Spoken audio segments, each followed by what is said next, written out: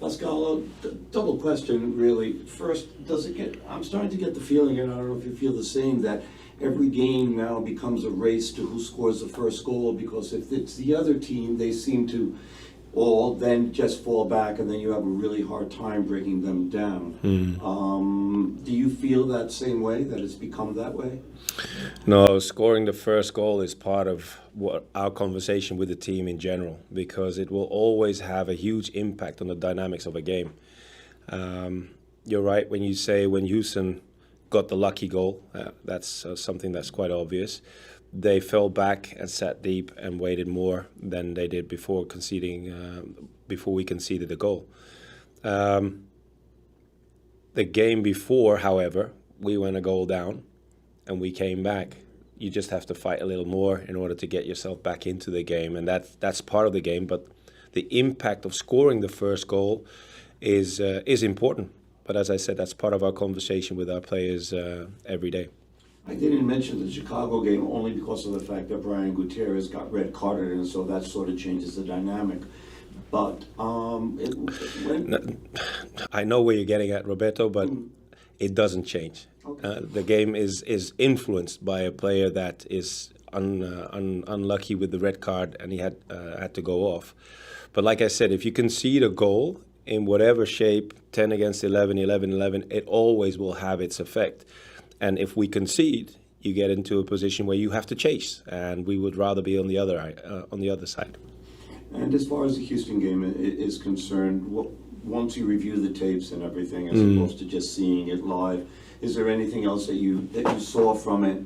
And what changes does the team have to make to be able to be successful in Nashville?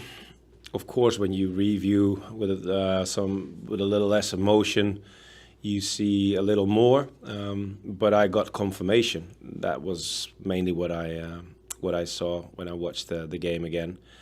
The first 15 to 20 minutes, we did okay. We were ourselves, fluid, good on the ball, good press moments, high regains. Didn't have a lot of chances in the first 15 to 20 minutes, but we were in control. Then the goal, obviously, like we described just now, fell.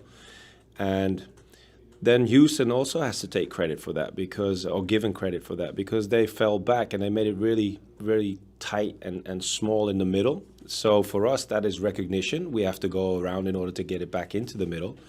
But the speed of play, that's the one that bothered me, because it was way too slow in order to get those spaces.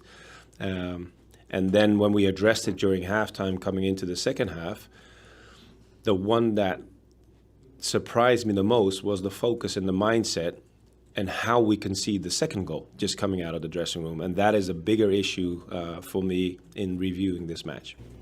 Thank you. We'll go to the Zoom. Michael? Hey, Pascal, it's Mike Dander from Blue City Radio. Hi, Michael.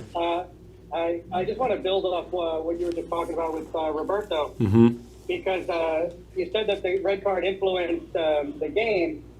In Chicago, second half, you made a tactical change because they were down a man.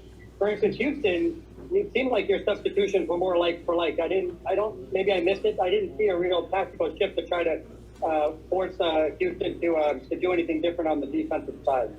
Yeah, that's correct, Michael. But the changes were made like for like in order to have four players bring new energy in the positions they came on for. Alonso didn't look like himself. Playing 3 matches in 6 days is always a challenge for any player. So with Munsev on the bench and a good sub moment from the previous game against Chicago Fire, we thought it would be wise to keep Alonso in the same position instead of Alonso, and try to look elsewhere with Agu, for instance, on the sides in order to create more from the wing like that. So that is the reason behind it. Christian? Hi, Coach. You've spoken previously about the bulletproof mindset and admiration for the concept of falling forward.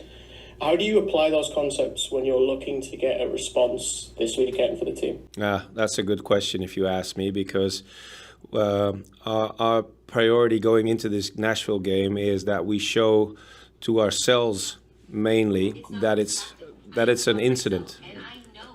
that it's an incident what happened on Wednesday, and we have to make sure that we approach that game that way as well, and make sure that we get back to our way how we played going into this game against Houston.